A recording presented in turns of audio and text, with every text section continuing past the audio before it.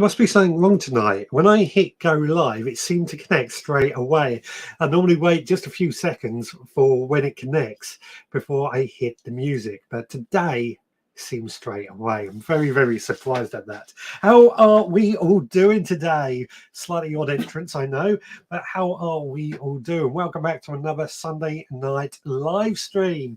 I'm Richard, as many of you know, but there may be some who don't know. Today, I want to be talking about compost. Now, the idea is it's very much a bit of chat, a bit of give and take on what compost you buy and why, what you find works, etc., etc. There's a lot of information that I'm sure we can share, but it's all very much led by what you guys think.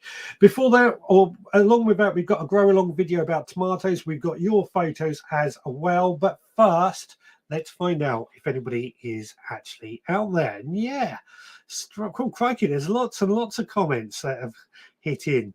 Adrian is there saying, hello, Richard. Good evening to you. Ballycillian is out there. Good evening, Adrian. Richard. Good evening to you. Turbo Streamers out there. Good evening, Veg Podcasters. Good evening to you. Idaho Garden Girl is out there. Good evening to you. Who else? Philly SPB is out there. Good evening to you. Nicola is out there. Good evening to you. And she actually also says, evening, Richard, from a very non-spring-like evening. Just started raining here as well, funny enough. Anna Jones is out there. Good evening to you. Kate Spratt is out there. Good evening, Veg Army. Good evening to you. Who else have we got? Digwell, Yowza, how's it going? Indeed. Oracle is out there. What about everyone? And my friend Stuart Jackson over on the other outlet? Haven't seen him yet. Is he out there? That's a good question. Rebecca is out there. Good evening to you. Hope you are well. Chili Phil is out there. Evening all. Good evening to you. Stuart Jackson. Evening, Richard and Veg Army. Hope everyone is well. Spent the morning pricking out seedlings in my greenhouse. You lucky sod. Ian Saggett is out there. Hello, Dad. Hope you are well. Anybody? Paul Carter, lovely to see you, new person. Thank you so much for joining us. Please do feel free to join in the conversation. A lot mental is out there. Oi, oi, oi, oi, indeed. Chili Kate, hi there. Good evening to you. Scott is out there. Scott Ambler, hello to all. Good evening to you. Somebody in the Facebook group, it's Amanda, is saying evening all. Now, anybody in the Facebook group, you will need to just leave your name at the end, just so I know who you are. Sometimes the chat doesn't always work with, or a bit of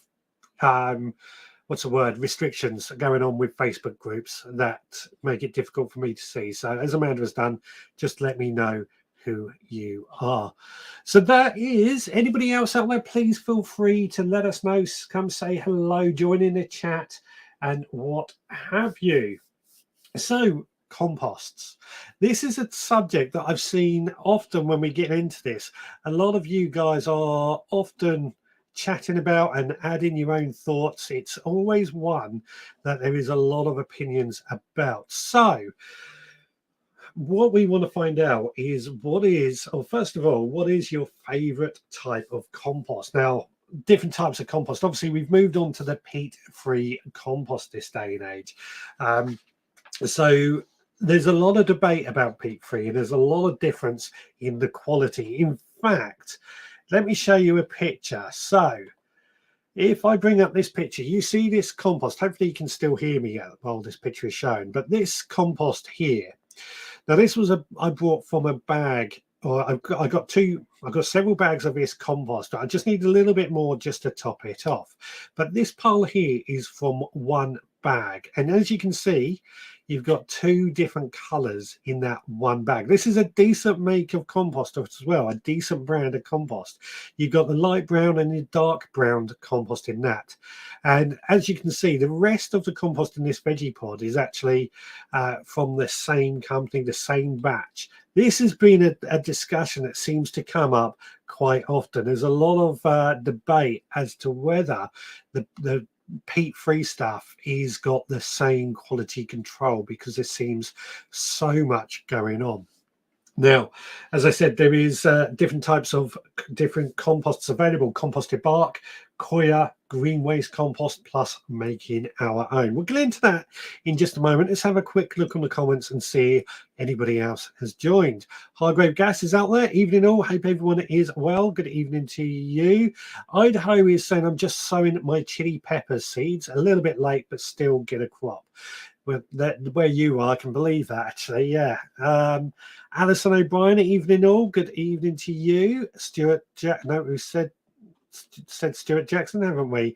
Turbo Stream, I've also said I've done absolutely no gardening for weeks now. After the snow, it's going to be too wet this week. Yeah, I know exactly how you feel. Allotment Tool is saying that Wilco seed sowing compost is always good. Now, I've got to admit, I tend to buy, I cannot remember the brand actually of the seed sowing compost that I tend to use, but I'm with you in that seed sowing compost always seems to have that same quality. I bought quite a few bags of it a couple of years ago, it's never let me down. It's yellow and blue bags. I can picture them. I just cannot tell you what the manufacturer is or the make is. But Wilco's, I know that they generally are very, very affordable composts from Wilco's, but are they good enough compared to some of the higher end of the market brands is a question that I want to find out from you guys as well. We are doing experiments, testing different composts this year to see what works and what doesn't work. But again, I'm hoping this conversation is going to help me figure some of these things out. I've actually made a load of notes to talk about this week. I'll remember to bring it in with me. So I am very, hopefully, well prepared for that. Now, I mentioned the different types of compost that we could use. So we've got composted bark. Now, this is a compost that's made from, obviously, as the name suggests, the bark of the trees that has been composted down to produce a real soil-like substance. It's quite high in organic matter and provides good drainage. I'm reading off my notes, but may need to be mixed in with other materials like coir or green waste compost to provide enough nutrients. And now I love composted bark. I've actually seen it quite a bit, just rotted down. It is absolutely brilliant stuff just to find naturally. Then there's coir. Now there's a lot of debate about coir. I know coir is the husk of coconuts. Now it is a sustainable alternative to peat moss, but the debate is about the transportation. I've actually spoken to people who make coir compost who actually say it does work out much more efficient in terms of shipping it over, but that's something that I'm sure we can debate as well. The thing I do find with coir is that it has a high water retention. It's able to hold on to water quite well. Pretty low in nutrients, but it also does provide the ability of that. I don't know if you've seen them where you can buy like a block of compost, you add water and it swells up and becomes quite big. Wilco's actually sell it quite well. I've got some of the Jiffy compost discs as well. They're quite good for that as well. Add a bit of water, let them swell up, and therefore you've got quite a bit of compost which is easy to transport. Then I've got green waste compost. Obviously, your green waste, when you send it up to the council, gets rotted down. You can often buy it back. Personally, I'm not a fan of green waste compost like that. I don't mind using turning my own green waste into compost. I do that all the time. But buying it from the council always worries me because you never know quite what's gone into that. But there are ways to figure these out. We've then got a couple more notes that I've made. Worm castings from my wormery.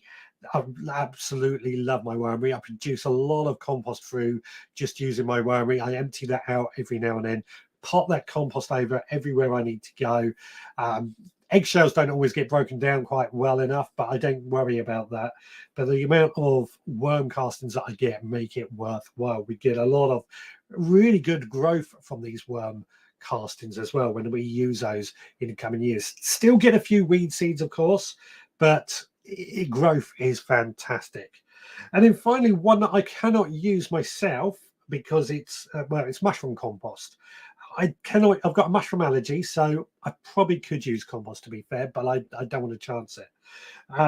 And it is the waste material from mushroom cultivation, such as straw, poultry manure, rotted down, and again, high nutrients, good moisture retention, strong odor can be the thing, and it can be very alkaline as well. May not be suitable for all plants.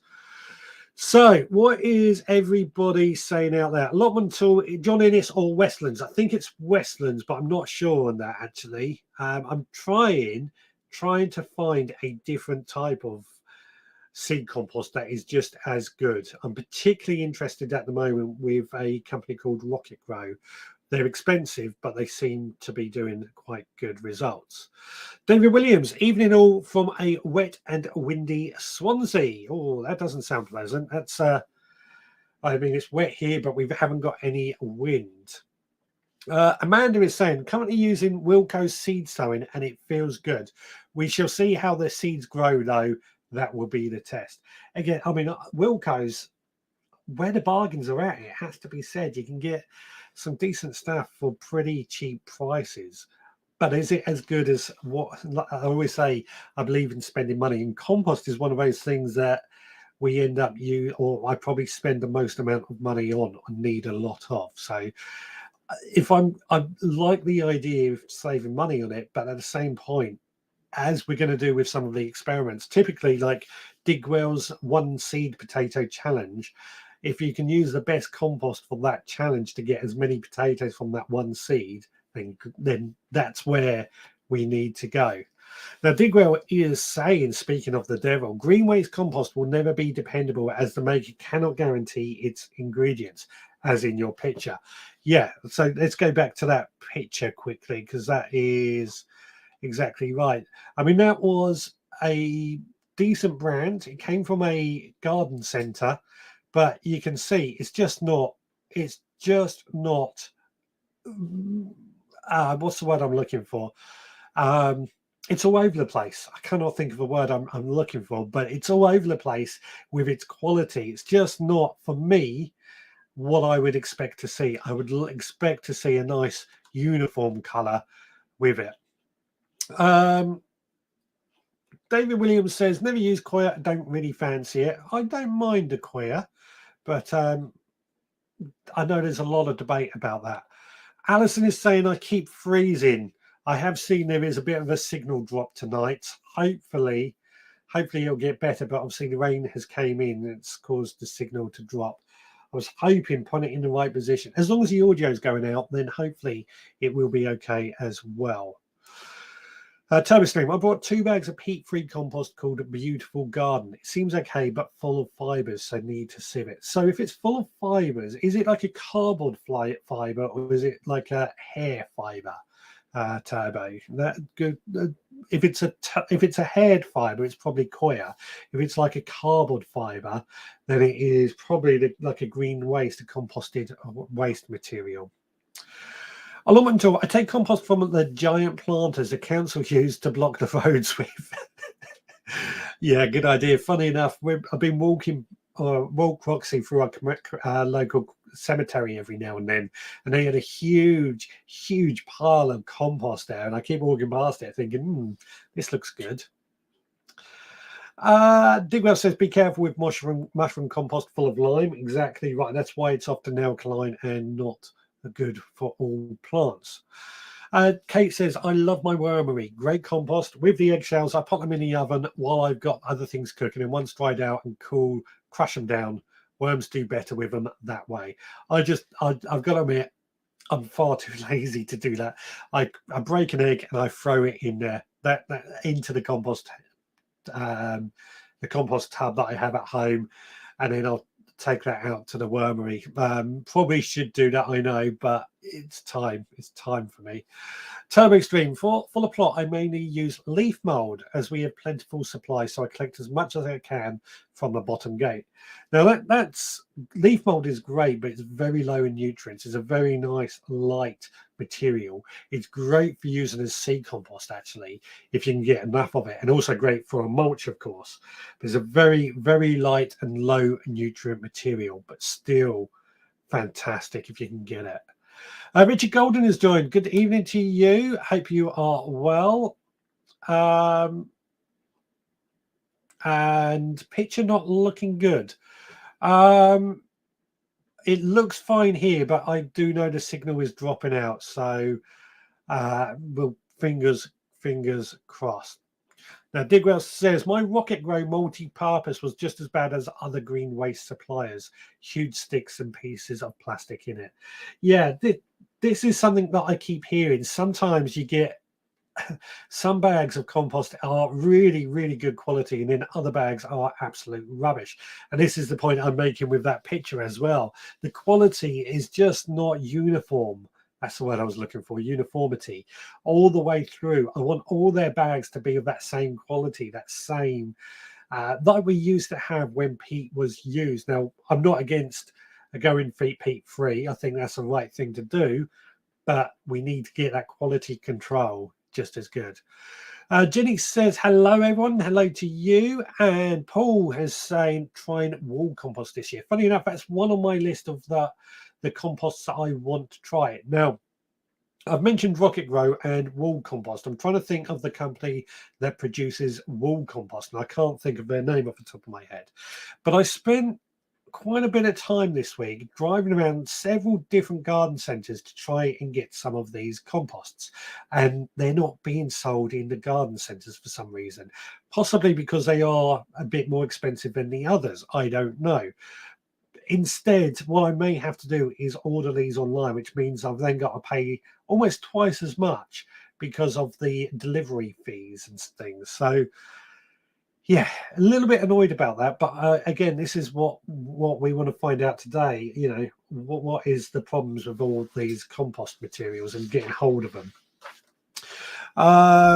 Oracle is saying, we've been a 50 lush year gardener. The only compost you got was what you made. We didn't have big stores back in then. Too much of a choice now. Funny that, yeah, our own made compost is something that we are going to be talking about a little bit later. David says, we can collect green waste from a local tip, but would keep on composting it for another year. My fear with green waste from a tip and using green waste compost is we don't know if somebody has treated the waste material with something like weed killer or pesticide, and is that going to be going on into the compost that is produced? That's the fear with it. And funny story, I was down on my allotment today and I was tidying up the scruffy corner, as I call it, which is, everyone's got a corner of their allotment that is always scruffy, isn't there? Where everything just gets dumped and what have you. But I had some compost bins there. And as I was clearing it out and removing things off and out the way, I discovered that somebody has been dumping stuff in my compost bin. I found like the string on washing lines, that plastic string, that was dumped in there, a few other bits, a glove and stuff, but also a bottle of pesticide, which I wasn't happy about. I don't use pesticides, and somebody has dumped that in my compost bin. I'm a little worried about it, but it is what it is. Stuart Jackson says, I use Growshaw and M-Grow peat-free compost. Growshaw is good, but still looking for a good peat-free. It is all about the uniformity at the moment. I think that is something that is becoming more and more apparent. Digrat says, last year I bought 10 bags of Levington Essential from one pallet in Sainsbury's. 5 bags were okay for adult plants. 3 bags were nearly all wood, twigs, etc. And the other 2 were 100% wool, completely unusable. This is what I've found as well. The quality control just isn't quite there at the moment. But again, open to debate this and open to find out what you guys find of it. Anna says, I've had dreadful results with council compost. It was claimed to be sterilized, but definitely wasn't, and all my plants just rotted. This is what worries me with council compost. Now, it's probably okay to use as a mulch, but to grow plants in, I don't know. I keep hearing these horror stories, which also puts me off. Jenny says, I like home-based peat-free or natural grower. I used home-based free a couple of years ago. It wasn't bad, actually. It wasn't bad. Natural grower, I've not had any experience with, but natural grower are, from my experience, a pretty good company. Again, these are at the higher end of the market, so we've got to balance that. Now, Scott says, I've looked at getting ton bags delivered, but worry I could end up with a ton of bad compost after looking at some reviews. Anyone ordered in bulk before? Yes, I ordered in bulk recently, mainly for my veggie pod. It seemed to be okay, but what I actually had to do is my neighbour is a landscape gardener. He runs his own business, and I asked him where he gets his from. And he recommended a company that I was going to use. He said probably not the cheapest, but it's always the same quality and it's good enough for what he does. If he's making a business out of it, I felt that was good enough for me. So yeah, it's just this the wool company Daleford. That's it. That's who I was looking for. Daleford, and Muddy Rich. Daleford makes compost from bracken.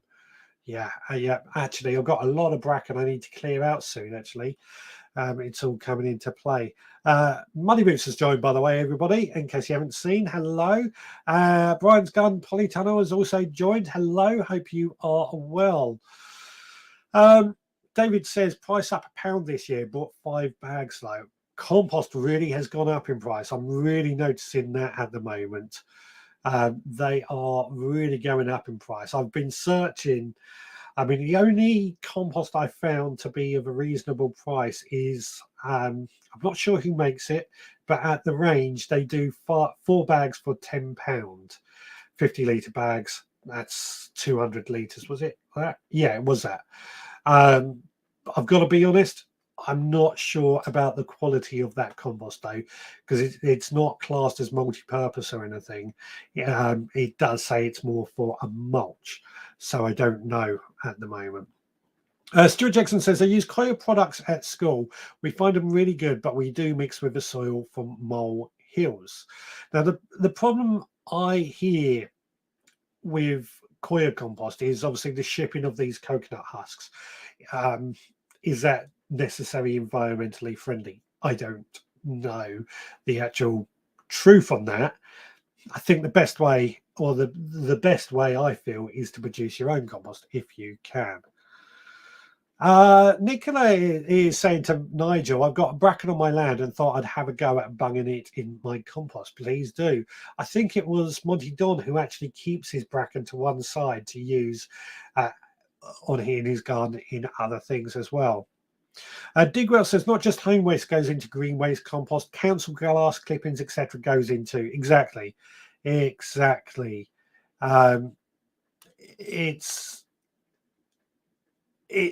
just too for me too risky with green waste compost to know what goes into it. I'm trying to grow all my own food, so I'm avoiding that like a plague. Oracle says, that's a problem, Richard. If they had the bags full of compost, it would be too dear to buy. Price has gone up. Price has really gone up. Now, Money Boots is saying that Bathgate is the best peat-free I've used, bar none. I've contacted them and a waiting list and waiting for a list of suppliers.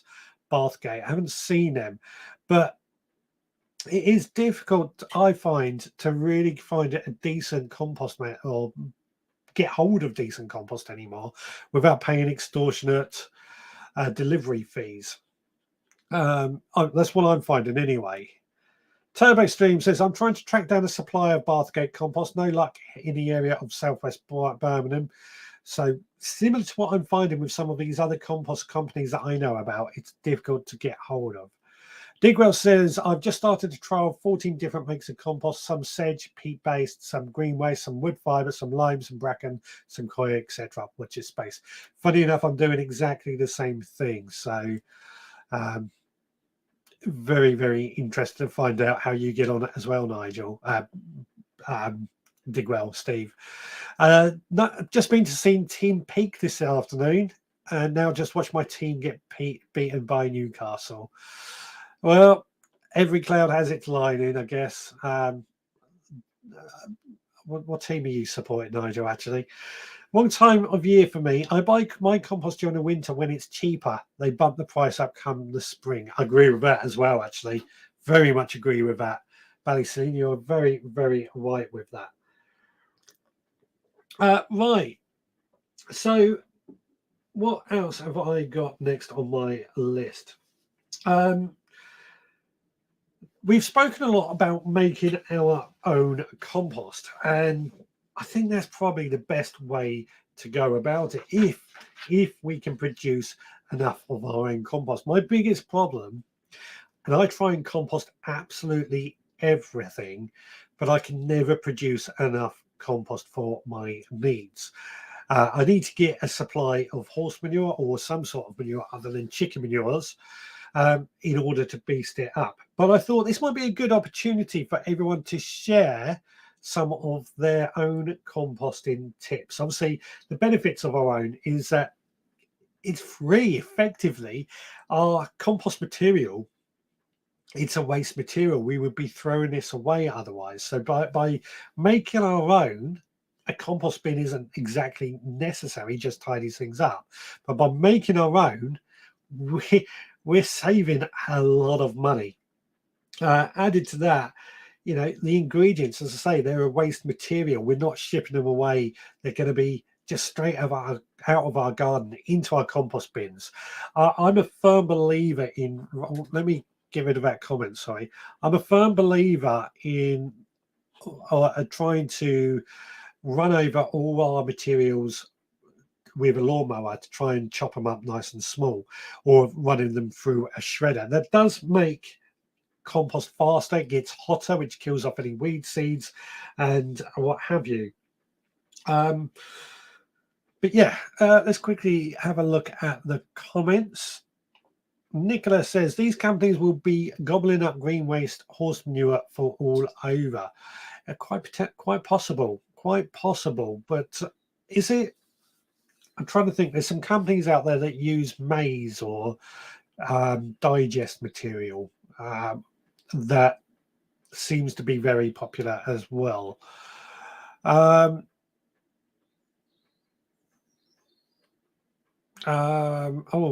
Nicola also says I bought 128 times 60 litre bags for £1 each, working my way through it slowly. Ultimately, that's what we want to do. If we can get that much compost for that cheaper price, I'd be very happy with that. I'm guessing at that price, in fact it was last year, that was probably peat-based compost, so they were probably selling it off cheap just to get rid of it. My guess would be on that, but it's still quite a good idea. Anyway, back to our own composting. Hands up who actually does compost. I'm pretty sure everyone out there is going to be doing their own compost. I'm just seeing this conversation going on between Turbo, Digwell, and Muddy Boots. So quite funny if you are seeing that in the chat. Digwell says Rocket Grower is digestate and green waste. Yeah, definitely. Yeah, that's right. I mean, I've heard good things. I think the other one is a company called Plant Grow. They use digestate as well. And Dalefoot with the wool company, aren't they? So these are all the companies that I'm going to be trying this year.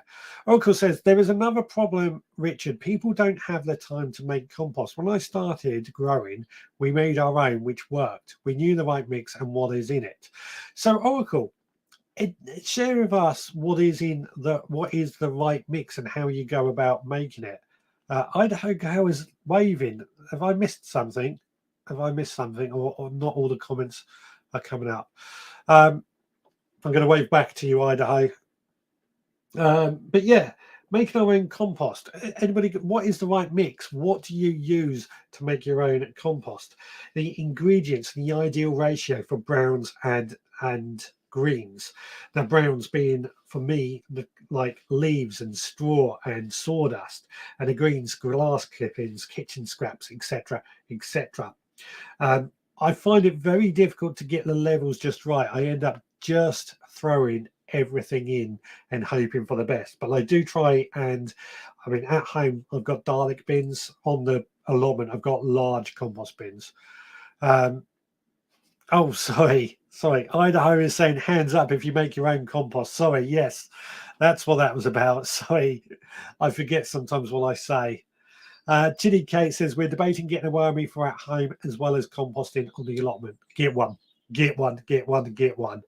Cannot recommend a wormery high enough. I've got obviously I've got the sub pod, which is the underground composting system, and then I've got an actual wormery, and you get a liquid plant feed that you can use, and you get compost, and you get worms, and you get rid of your waste. We throw very little in our bins since getting our compost, our wormery, so that's what it's all about.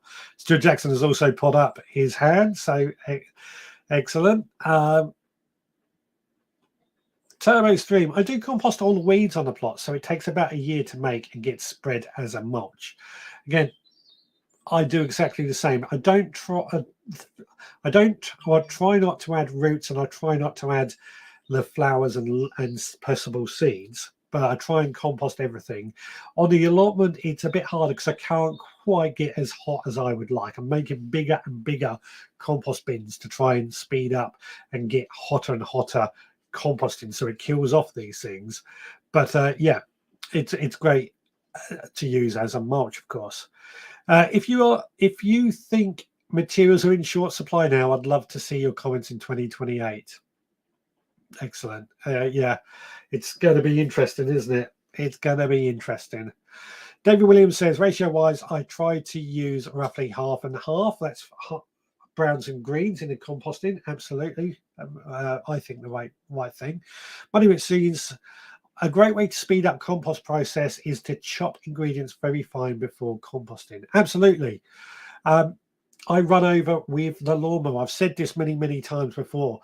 Run over your weeds and everything else with a lawnmower and throw that into the compost heap. Obviously, stones and bits of thick branches might be a problem, but that's what I've done for a long time, and it really does produce a nice, really quick compost by chopping it up nice and small.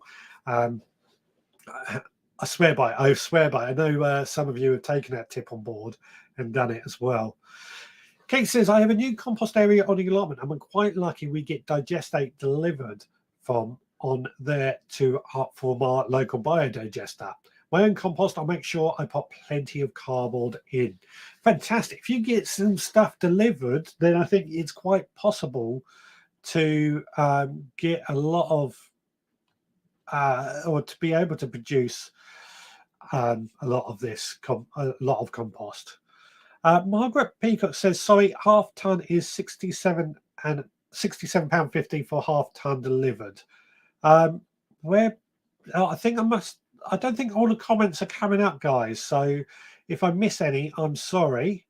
But yeah, I think, is that from the place in Worthing down Titnall Lane, Margaret? I suspect it is, because I think I saw that. Rebecca says, a great tip, Muddy Roots. Think we've all been guilty of shoving things in without chopping it up enough. Absolutely. It's convenient, isn't it? Convenience. Muddy Roots says, I've used my worm compost for 3 years now as a seed compost. Add sand and vermiculite. Germination is amazing. There we go. This is great information, actually, because I've never thought about doing that, but that's something I'm going to look at doing in the future. Digwet says, I make a small amount of compost in black dustbin bags, no formula, but I do throw it in a few carriers of shredded wheat. Excellent. Shredded wheat, shredded paper.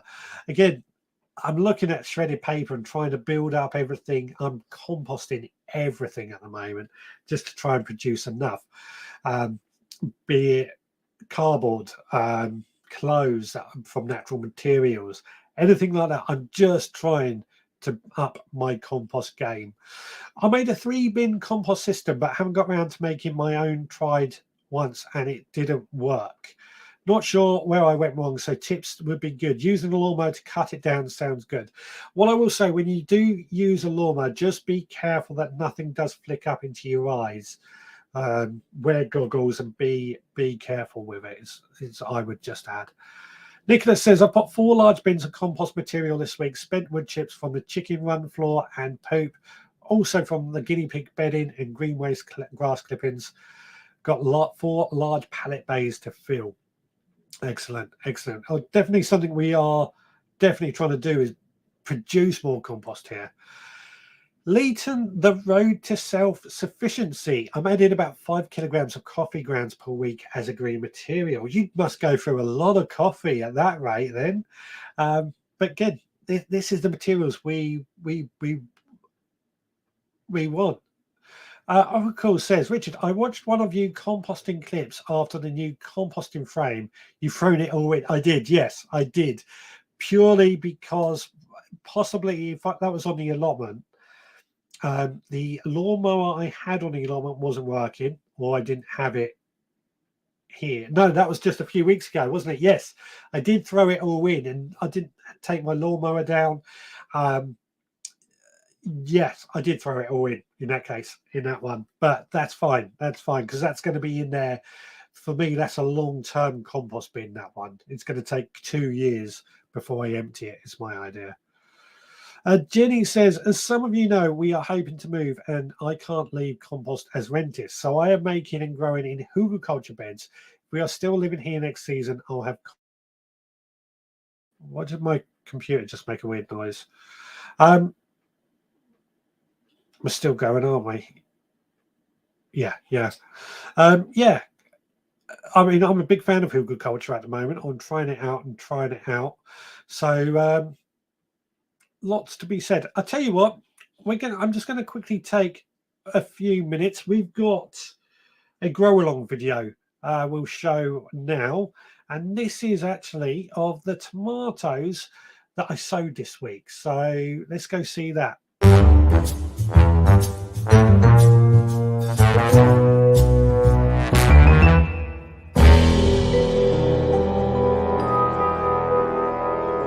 Guys, please excuse this video. I brought my GoPro in to set up the second camera and realised it was low on battery. Time's getting on.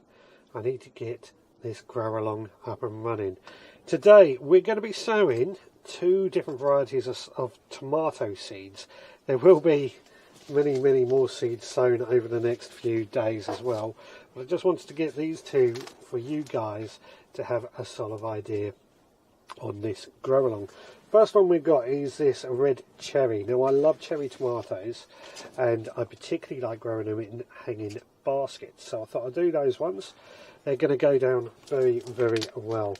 I'm actually sowing them inside these sort of plug plant starter kits, as I call them. This has got seed sowing compost in it, and these will go indoors. Now I've put all the seeds in these as again, a bit of a different way of trying to do these things. Idea being, we just stick it in the ground, eject, and a seed goes in, so on. Hopefully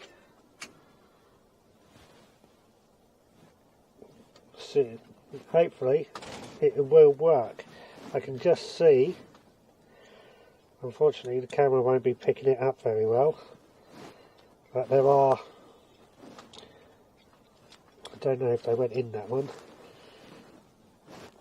there are seeds going into each hole, but not exactly what I would call a single seed in each one. I thought this might make it a bit quicker, but well, it is definitely quicker and easier.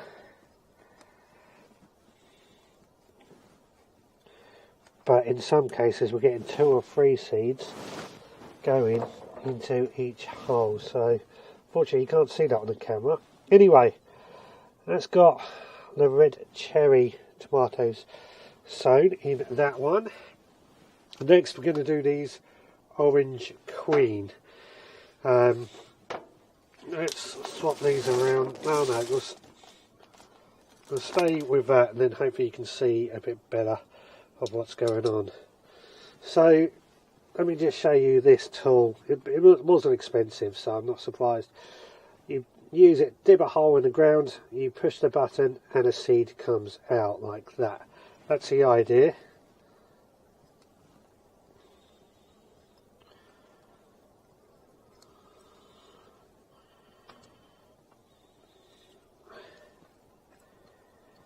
So in the meantime, while I'm just doing this, let me update you with what's going on in the other grow alongs. So not much changed. I mean, the only real big change is that the spinach is growing along quite nicely.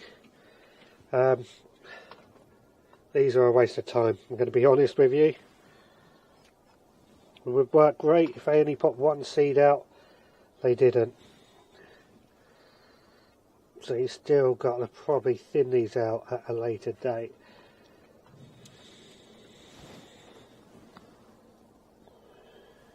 Yeah, the spinach still going great guns. I actually basil is not showing itself as of yet. The Hungarian wax, which was one of the very first ones that we did, those chili seeds have just started to show themselves as well. So things are moving along nicely. Now, these are a waste of money, I'm going to say. Now, next week, I think, if the weather gives it to us, we're going to look at sowing carrots. But what do you guys think about that? Let me know in the comments. Right, back to the studio. Yeah, don't get one of those tools. They are absolutely rubbish. Trying to put one seed down and 5 come out at once. So absolute waste of time, those things. But this is a chance now for everybody to share their tips on growing tomatoes as well. We're going to be following those tomatoes as we go. Everything now is just starting to spring into life and starting to grow. So I feel like it's a good time now that things are going to be moving forward with our seed sowing.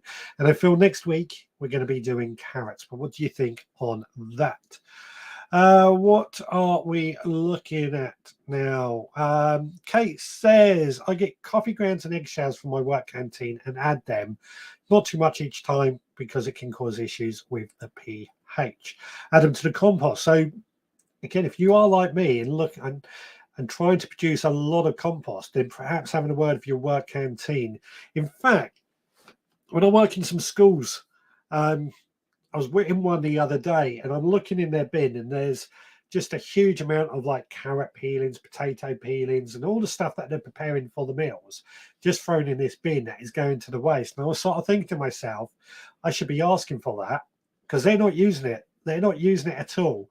So perhaps a local school, if you can get some of their kitchen waste from there as well, might be a good way to get to build more compost. If like me, you want to build more compost. Digwell says, we get free coffee grounds from the garden centre. I had to tell quite a few of the plot holders not to use too much. The thing I'd want to say with coffee grounds, and I think I've said this before, a coffee plant produces caffeine as a weed suppressant. Now, most of that caffeine is probably gone from coffee grounds, but there is a chance caffeine is still in there. And well, it's not weed suppressant, sorry, it inhibits germination of seeds. So don't use coffee grounds in seed compost because it will stop them from germinating. A bit of useless information. Well, it's not useless. I think it's good to know, actually. What else? Alison O'Brien says, put your eggs and bacon on the compost. Maybe some beans and sausage too. Absolutely. I mean, anything you can do would be, or anything you can compost goes in there. And David Williams, my recently deceased bearded dragon has gone into my home composting system. I think he would approve. I've heard of people putting entire chickens through the compost system, especially hot bin composting. Not done it myself. I'm far too sentimental with my chickens. We might be getting new chickens soon as well, but more on that at the time. Stuart Jackson, I've tried them seed sowing tools. Mine kept getting stuck, so I've gone back to using my hand. And yeah, it would complete utter waste of time. Digwell says there are some seed sowing devices where you can adjust the seed size and only deposit one at a time. I think that's what we would need if we. I was looking at trying to make it easier or faster because I'm doing so many seeds at the moment, and that just didn't work. That didn't look very good. Might as well use the end of a label. Absolutely. If the idea I thought was going to be a good idea, just click and click, click and click, would make life so much easier. Just didn't work. Just did not work. Tom's says David. If they're in a greenhouse, don't water. If expecting cold weather, they will cope if not too wet. Yeah, I mean, they are from South America, so they are a heat-loving plant. Toby Street, my first go at tomatoes this year. I'm not fussed on the taste of tomatoes. Like, try it when you grow your own tomatoes. They taste far better than anything from a supermarket. Bunny Soon says, I use one of them, Richard. I press the button lightly until one seed drops out. If you press it right down, the groove gets bigger and multi-seeds drop out. So that's might be where I was going wrong. Thank you. Thank you. This is what I love. We can share that information. Badgers love coffee grounds, so don't use too much. Excuse me.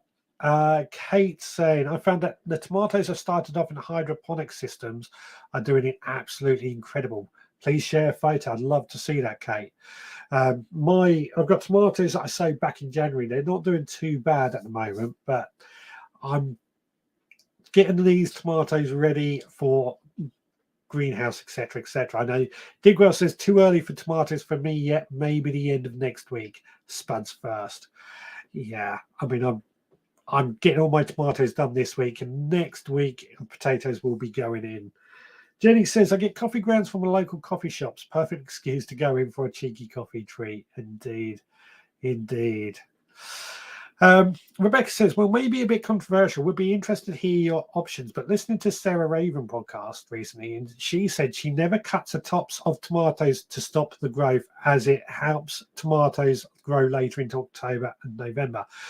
I do exactly the same, funny enough. I've never pinched out my tomatoes. Never pinched them out. I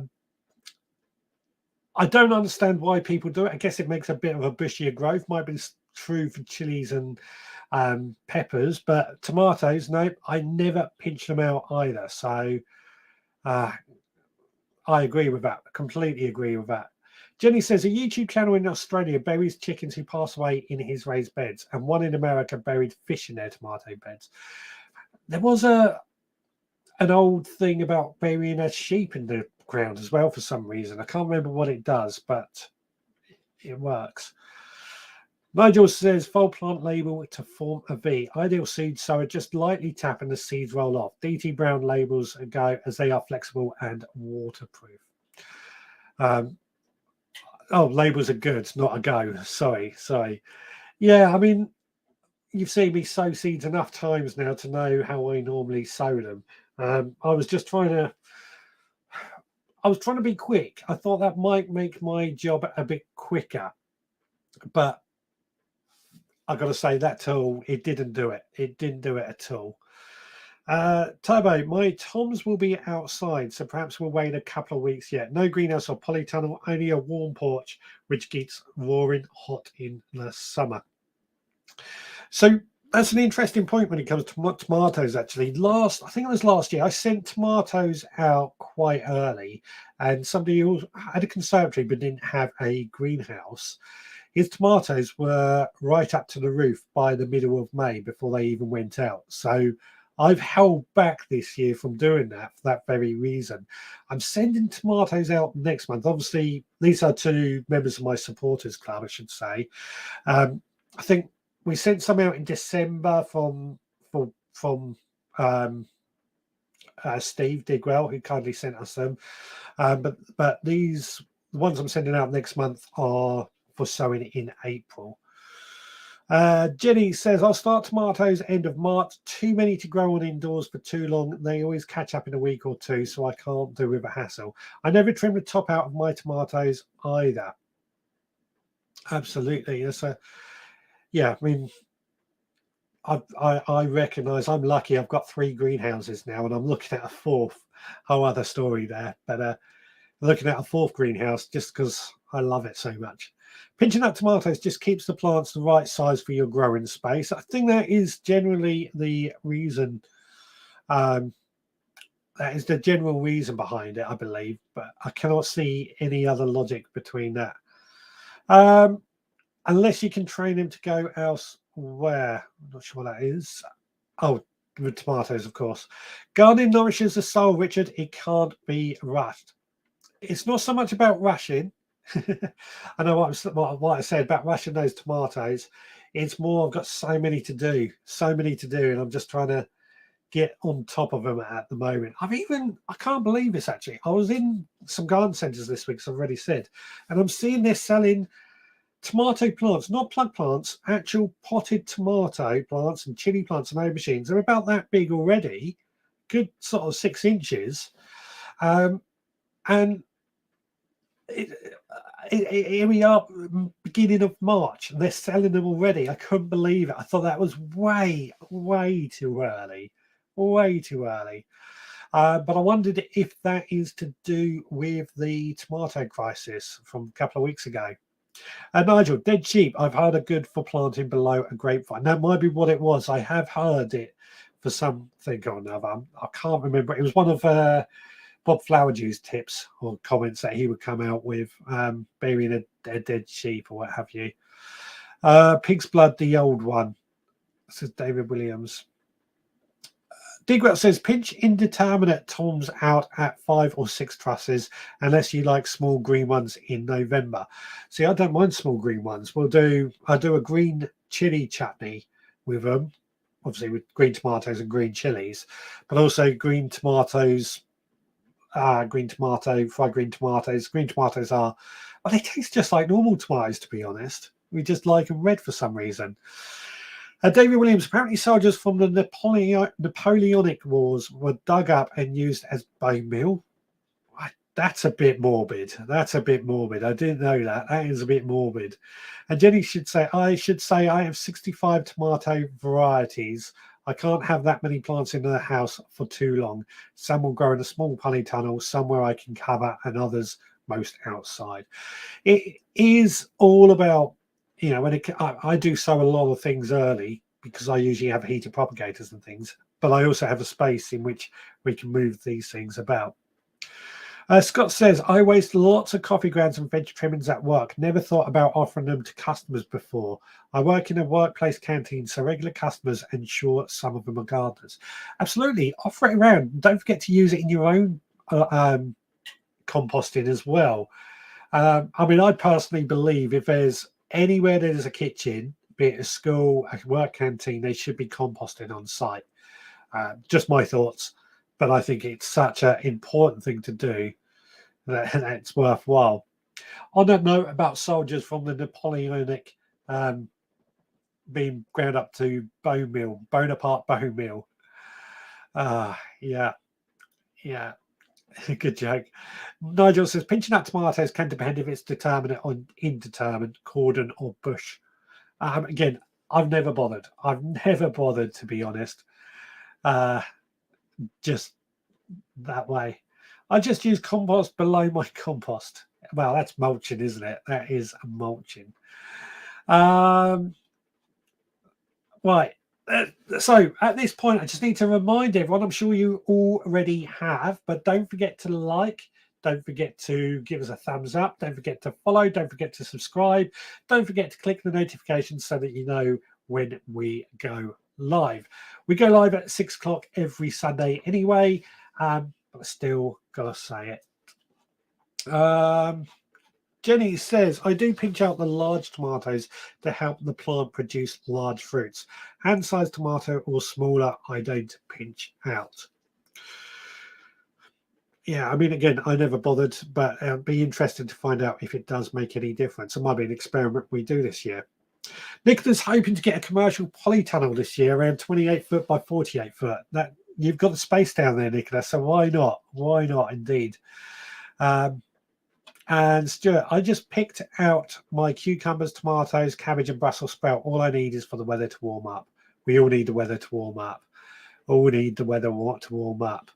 Alison and Brian's given us a thumbs up, and crying with laughter. Excellent. Thomas String, given my tomatoes will be outside, when should they get planted out? I'm guessing early June, so 8 weeks before that would have me sowing early April. What I will always say is find out when your last frost date is and then go from there. So for me, I normally plant mine out about mid-May. I find that's a good time.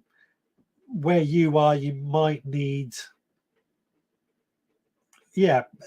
beginning of June might be okay. I would say. But it's all about your last frost date. You can find out online if you want to find out more. Now, coming back to this compost discussion, one last thing that I have on my notes when it comes to buying compost. Oh, that's a point. We were talking about coir discs earlier. I found these in my cupboard earlier, which are great. These are the types that they swell up and then they've got a little indentation in them. They can drop a seed in, as you can see. I'm trying these out as well at some point to see how well they work. Anyway, ensuring compost quality. Now, certain things that we can look for on the bags when we do go and buy compost. I think the general chat on getting back today is that we're all looking to actually try and produce more of our own compost. But there is a certification that we can be looking for that is certified that it's going to be weed seed free, and it's called the PAS 100. Now, I have seen this PAS 100 on quite a few different websites and bags of compost. Never actually knew what it was about until I just did a bit of research for this. PAS 100 is a good sign for what a good compost to look for, or what to look for in a compost. But it's always also worth just checking the ingredients to ensure that it is made from good, high quality, natural materials. So looking at the ingredients is very important. But I've been doing that for years anyway, since I decided to move away from peat-based compost. As much as peat-based compost was good, I felt it was time to move away from it. Now, there was another couple of quality standards to look for, but I've never seen these, and I didn't know if these were perhaps an American certification. We've got the Organic Materials Review Institute, or OMRI, and the Compost Council Seal of Test Assurance, STA, is another one to look for. But I've never seen these, so I don't know if they are relevant to us here in the UK. Added to that, the pH level, of course, checking for that. That's an important one. Ericaceous for things like blueberries and cranberries. Moisture levels. Another thing to look for. Apparently, the video has frozen. Hopefully, it will bounce back soon. It's just looking. Yeah.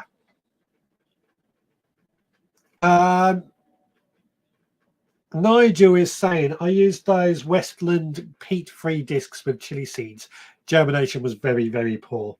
Thank you. I dug these, got these, I think it was last year, but I dug them out when I was just going through a cupboard the other day down here.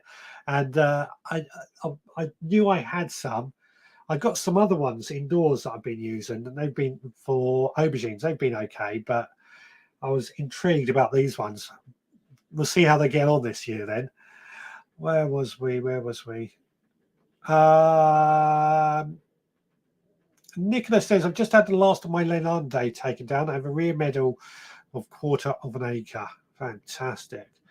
Frost dates vary year to year. Mine's mid-April, so tomatoes go in the greenhouse at the end of April. Yeah, it does vary year to year, of course, but as a good guide, working out your frost dates and working an average is a good idea. Thomas Stream, we can get frosts till late May in a bad year. I might sow Easter weekend as it's early April this year. That's good idea. It's difficult to work out with frost dates when is a good time to do everything. I've said that one. Outside, I wait another month, maybe. Yeah, again, if you've got the greenhouses or 3 greenhouses, it's not so much of a problem, but not everybody has that luxury. We will not be jealous at all, Nicola, at all, says Jenny. Digwell says, I bought 1,000 of those discs for mailing plug plants out. Trouble is, Jiffy don't make the 24mm ones from peat-free stuff. I've got to admit, I've been looking at the price of these. I think in the garden centres, they're about 12 quid for these 50, which I thought It's not really economically viable when seed compost is probably, I don't know, £5 a bag, and you can get a lot more than 50 out of it. So yeah, Jiffy was the other company I was looking at, but I've not seen them for a while. I'm guessing with the peat-free stuff, they're not going to be available. Compost manufacturers should be made to put a manufactured date on the bag. I reckon some compost and garden centres are a few years old, looking at how some bags are faded. I totally agree with you. Yes, this is something that we often forget, that when compost bags are sitting there, same as grow bags and what have you, the nutrients do get washed out with rain and things. So sometimes those compost bags haven't got as much good stuff as when they were first produced. And yeah, I've seen the discoloured bags. I completely agree with you, Nigel. Completely agree. Jenny says, Coir Products UK are good. I want a giveaway from them, and all my seeds have been sown into it and been great germination. I'm saving the blocks I have left to add to the compost to help retain moisture. Coir Products UK are a company I was talking to, although they suddenly disappeared off the radar, shall we say. I don't know what happened. But I was trying to get some information from them. They're the ones that told me about their entire practice and how they make it as eco-friendly as possible. So, yeah. PAS 100 states that green waste compost should last for 6 months in storage. Gardening Witch says none tested lasted more than 3 months. Well, could it be? Let's not forget, it's in storage when it's in a shop as well. So it could be that there's 3 months lost in the shop sitting on the sides, for all we know. Has anyone else noticed that compost has gone up? Last year I could get 3 for £12. This year 2 for £14 peat-free. Everything's gone up this year, but I'm with you. Compost has got really, really expensive.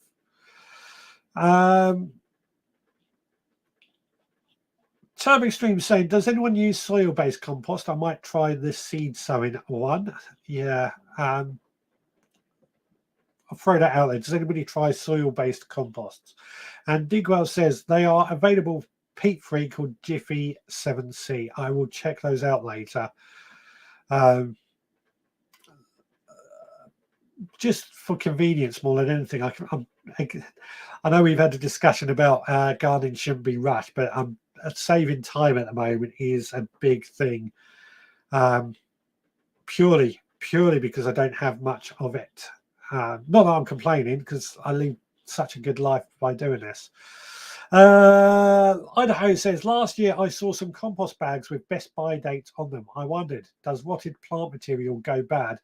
No, what it probably is that the nutrients and the minerals get washed out with time. That's where they might go bad. Not so much plant material goes bad, but the nutrients get washed out. That's my understanding why there may be problems. Moneybit says, I've just bought 8 bags of Bathgate multi-purpose. My local British garden centre selling 2 bags for £7. You lucky. It's not that cheap down here, I can tell you that. Digwell, the thing I said about 6 months is a date from manufacturer, not purchase. Yeah, 6 months. But when Which got hold of it, was it straight from the manufacturer, or was it? Did they buy it from the shop front? That's just my thoughts, my initial thoughts, and I'll be interested to find out. Stuart says, if anyone is interested, our first plant sale will be the second Saturday in April. If anyone wants details, please DM him. So yeah, as you know, he sells a lot of plants for charity. He was on the, brings us quite nicely actually onto something. As you know, Stuart Jackson, we did a Q&A with a few weeks ago. Next week we're going to be doing another Q&A, and this time with Steve, aka Digwell Green Fingers. So next week, get your questions ready to fire at Digwell. Now, as you know, I like to set a mission for everyone as well for this next week. And what I want is for everyone out there to think of a garden vegetable or something that might be in season or might be coming into season or what have you, then you can ask Digwell what he would cook with it. So you might say something like, I don't know, a potato, and he says a jacket's potato or something. We all know Digwell's very good with his cooking, so that should be a good one for next week. Looking forward to it. I've got to say, really looking forward to that. Now, Hargrave Gas says, I bulk bought some soil-based compost and it was quite good. Only problem was in large planters, I needed to move it. It was much heavier. Yeah, the weight of soil-based compost is always heavy. But it's something in some ways, I like the heavy compost because it means our pots don't get stolen. My compost is stored in a shed to keep dry. Mushroom compost underground sheet as is horse manure, ready to fill, aka new veg beds in and outside. Ready to fill all the new veg beds in and outside the polytunnel. Great stuff. Yeah, keeping it dry is a good thing if you can, but not everybody has that option. Let's see. Jenny says, Digwell, I will think of a good question, something challenging. David says, off topic, but when do you split hostas? I would say when they're dormant, so when they are showing no signs of growth, but I've never had to split them. See what anybody else thinks on that. Ernie has joined, says, good evening, Richard. Spring around the corner. Are you excited? I'm incredibly excited. I cannot wait to get growing this year. Just because it's such a good time of year. Right, should we have a quick look at some of your photos that have came in this week and let us know and see what's happening out in your world? Oh, hang on, that's the wrong thing. Hang on, sorry. Hit the wrong. Yes, it's time to take another look at the photos that you guys have been posting or sending to me directly. First of all, Turbo Stream. His rhubarb is on show, but he's also walked for 3 miles to get this shot of his allotment in snow. But also amongst all that, his crocuses are showing too. Next, Kate has been getting her free shed built, which looks fantastic. She says it needs a lick of paint. I'm going to say for free, you cannot complain. She's also attended a tree grafting course, and this is a great idea, something that's really interesting to find out more about. She's also shared this photo as a bit of humour of a potato saying no to a plant. Now, Jenny has been sharing these photos of her seedling brassicas, as you can see in this shot. And then we've got some chilli and pepper seeds in this shot too. She's also been growing sweet potato slips, which is something I'm also intrigued. Scott, the new member, has shared this photo of his allotment, seedlings a bit behind.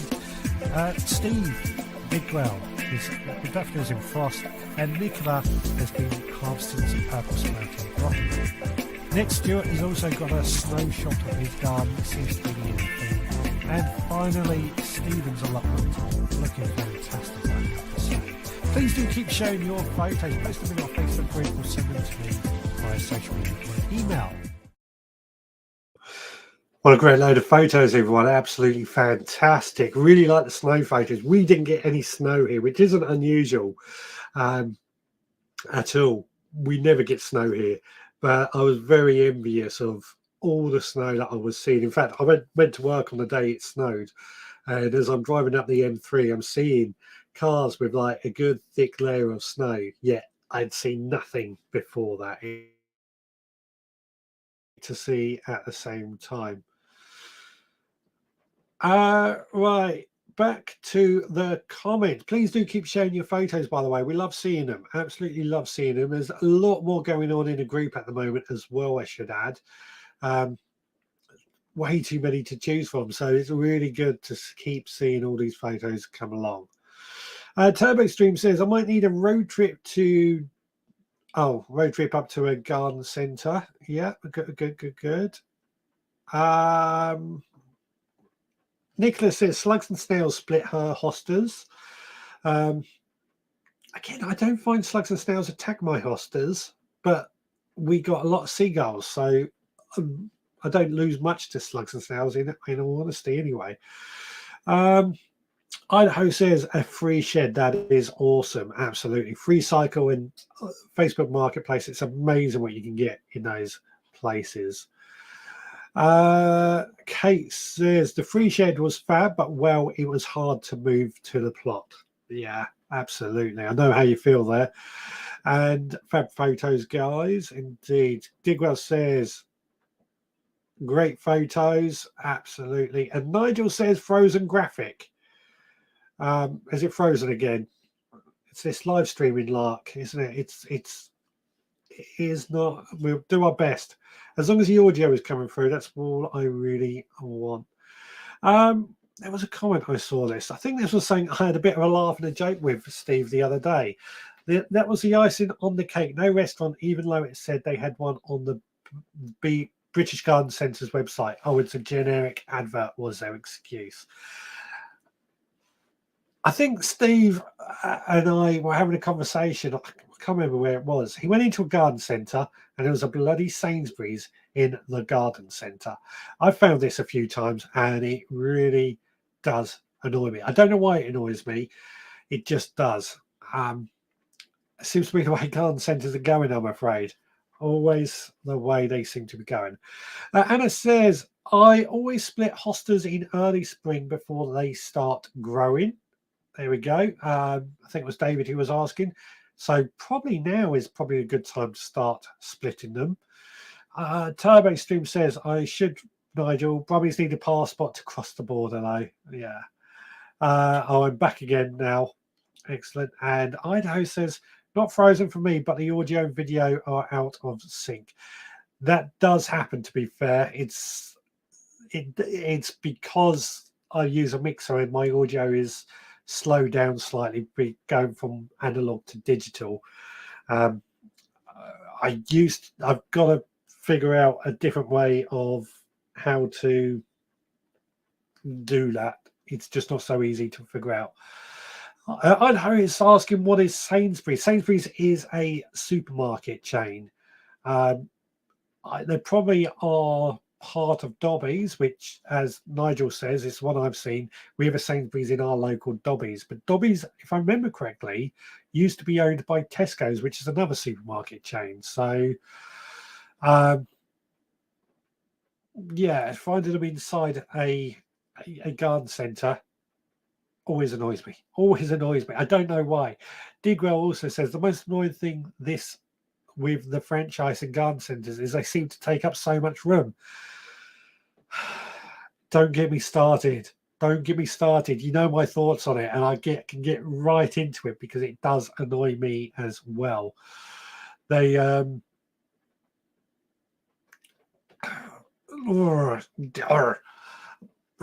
yeah, it takes up so much room. That could be garden stuff. That's what you go to a garden centre for. I don't go in there to buy a cake and some chocolate buns or something. I go in there to buy compost or a spade or something. Turbo, I listen to the audio as I need my reading glasses these days to type the comments and my distance glasses to see the TV. I'll get that I am. I've got to admit, my eyes are playing up today. It's struggling for me. David, Dobbies was Wyvale. No, Dobbies bought some of the Wyvale garden centres. They were going before Wyvale. Wyvale was the largest garden company brand chain going for a long time. And then they just literally felt like overnight they closed down. Owned by Suttons. Yeah. I can't remember if it was... there's another one, Dobbies, which is Dobbies. I can never remember which one it is owned by Suttons or if they both are. So grocery stores are opening up in garden centres. That is weird and would be very annoying. Yeah. Absolutely. I won't mind, but you don't see you see supermarkets selling gardening stuff, but they're not garden centres, are they? Although, mind you, who knows these days?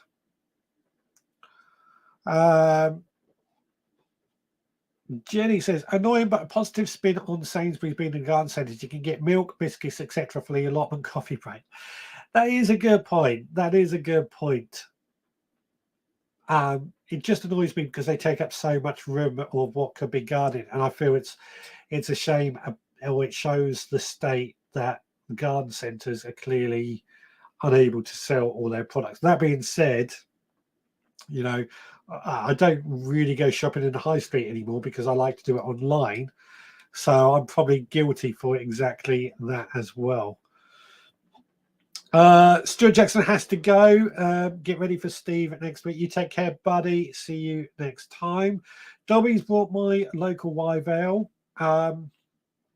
Sutton's own Dobby's seeds. There's two different companies, Dobby's and Dobby's, one with a single B and the other with a double B. And Dobby's, the other one is owned by Sutton's. I couldn't remember which way around it was. Digwell says, it used to be Seven Vale before Wyvale. I worked there before the Navy. It's just such a shame that so many garden centres have been closing down. There was a garden centre in the village I grew up in. It was a Wyvale's. It's now owned by British Garden Centres, but quite a few of our ones near here have gone to independent families, which is great. That was really good, I've got to say, when Wyvale's went with them. I found Wyvale killed off a lot of good garden centres once they had taken them over. I completely agree with that.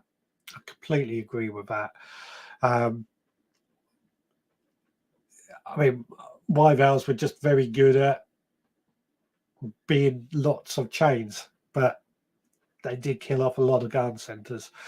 Scott says, best garden centre I have been to is Bressingham Steam and Garden Centre and Steam Museum in East Anglia. Excellent. There's a garden centre I've been to. It's actually in like a walled garden. And that's an absolutely brilliant one. There is a nice little cafe outside and an ice cream manufacturer as well in the gardens. But a garden centre is a garden centre. It does have a few books, but I don't remember there being any candles or anything like that. I'm trying to remember the name of it. I'm hoping as I talk more. Stansted Park is the one I'm thinking of. Stansted Park, really good garden centre. I've read that one out. David says, and to be honest, had a bargain with Spuds with a loyalty card. To be honest, Wyvale's was overpriced and the tradition continues. It's true. I mean, Wyvale's was overcharged. I didn't feel they looked after their garden centres well enough. I would often go into Wyvale's and I would find, like we were talking about the compost bags that are discoloured because they've been on the shelf for so long. I found out with a lot of their cardboard boxes, they've been on the shelf for so long, and most of those garden centres were greenhouses and they just discoloured and they were awful. And it put me off from buying anything because of a discoloration. I've seen it in other garden centres lately with some certain products that I've ended up buying, but that's because they were heavily discounted. Well, as you know, my veggie pod at 50% off, that box was heavily discounted on that. Turbo Stream says, I might pop into Bourneville Garden Centre tomorrow. I am almost going past on my way shopping. I can walk to it on a nice day. Yeah, do it. Got to get to garden centres this time of year. At least all the Christmas junk has gone. At least they are at the moment starting to sell the proper stuff that we want and need from a garden centre. Okay, I think I've gone through all my notes tonight that I wanted to go through. So I'm going to throw it open to you guys. We've got about 10 minutes left. Obviously, we've gone on to talking about garden centres. But if anybody wants to ask anything, composting or garden centres, throw it into the comments. Now, I'll just take this time. On the podcast tomorrow, I'm talking about the seed germination temperatures and what have you. Later this week, we've got 2 videos coming out, all related, and not very good videos. Oh, you've probably seen, I'm sure you all have, I know most of you have commented already, the Alternative Veg Grower Show. I've announced it. We've set the date. The blog post is up on the website if you want to go and check it out. There is also a video on the YouTube and Facebook channel. I would try and keep reminding everybody if I remember about it as well. We've got all the different categories of the competition to go up, all just for fun, as we've said. I did have to cut a few down just for the sake of time and ease, but please do go check that video out and get involved if you would like. It's open to everyone, of course. A lot of fun categories. There's no prizes, as I said. It's all for fun, but I think it's going to be a lot of fun. I really, really do. Nigel says there was a great garden centre in Cheshire. Bridgemere Garden Centre was the largest in Europe. Along came Wyvale and they destroyed it. Yeah, there used to be a really good one on the A24.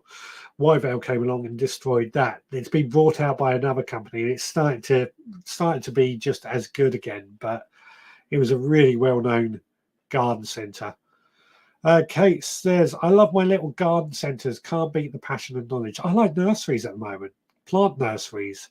They're a bit ropey in their aesthetics, but what they do know about plants is well worth, they are plants people in there. Nigel, it's over the road from the factory, Drigrel. You can smell the chocolate in the air too. We're talking about Bourneville chocolate. Excellent. What has we got?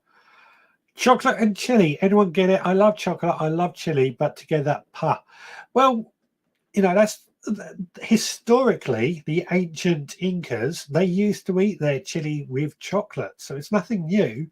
I like it. I personally quite like it, but I like it a lot.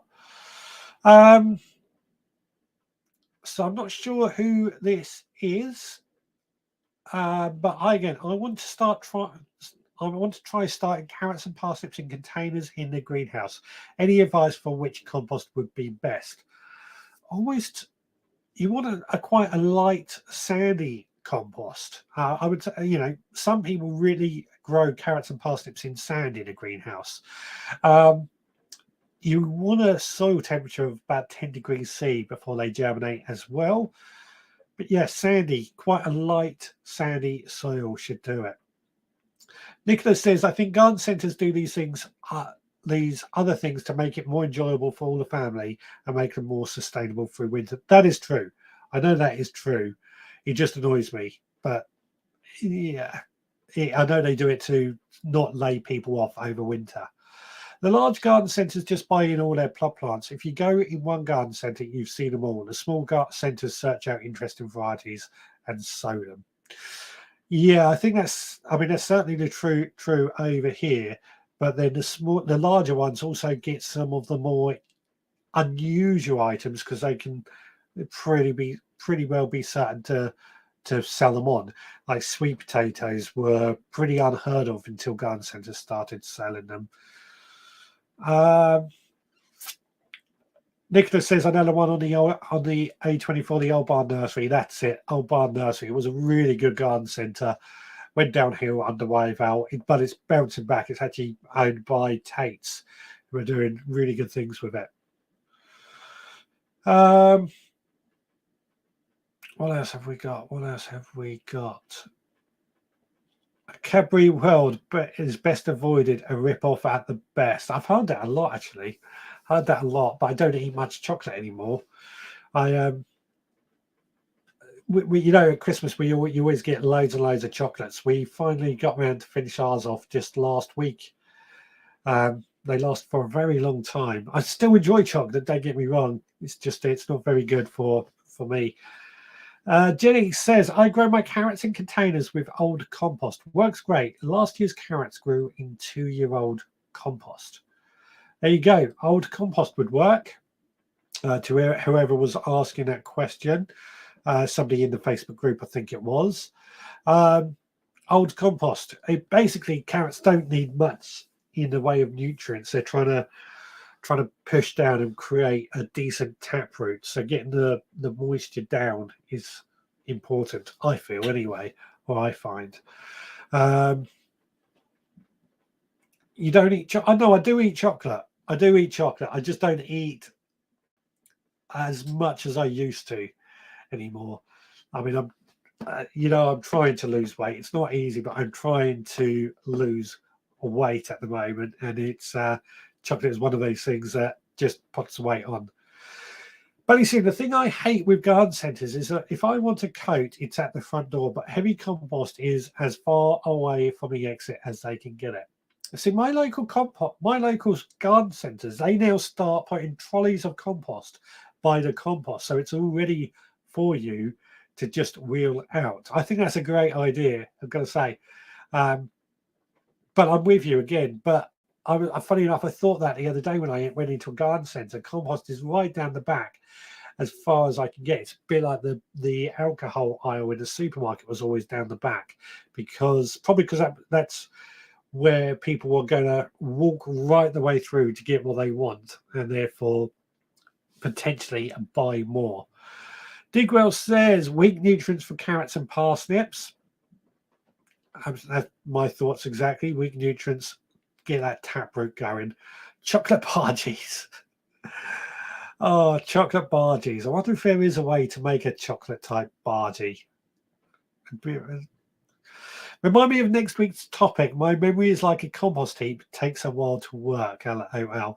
So next week we've got Steve Digwell Greenfingers on for a Q&A. So basically, you're all going to be able to fire your questions at him and find out a bit about what he does, his gardening, and what have you. So a bit like we did with Stuart Jackson a few weeks ago, same sort of thing. I suspect we're all going to come away from it very, very hungry. So make sure you all eat in advance is my only tip. David says, I find the best value at garden centres is to wait till out of season. I totally agree with that, especially when they're trying to make way for the Halloween and Christmas stock. Best time of year. Wilkinson's is the same. Wait until that time of year and you can get some real bargains. As you know, my front garden, my driveway garden, I built basically for 20 quid because of the fact that we were able to get a lot of these bargains on the go and used. David, B&Q is great for giving unlooked after plants away. So is the range in B&M as well, for that matter, and even supermarkets come the end of the season. You can get some really good bargains, it has to be said. Right, I'm going to start wrapping up. I've been watching short videos on YouTube, found some good uses for courgettes. I get so, on Instagram and Facebook, I get so tied into these shorts. I waste hours watching them, but they are good. Scotch pies, Digwell's chips, and mushy peas. Yum, yum, yum. Be prepared to get hungry next weekend, because I think there's going to be a lot of questions about cooking and what have you.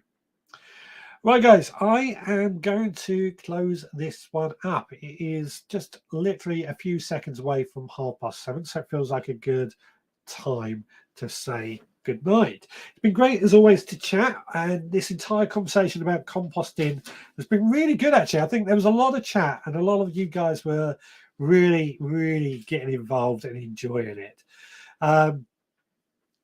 which is great. This is actually what we want to do with these live streams. Digwell does ask that we're gentle with him next Friday. Of course we will be. As always, it's just going to be great. It's just to have a lot of fun.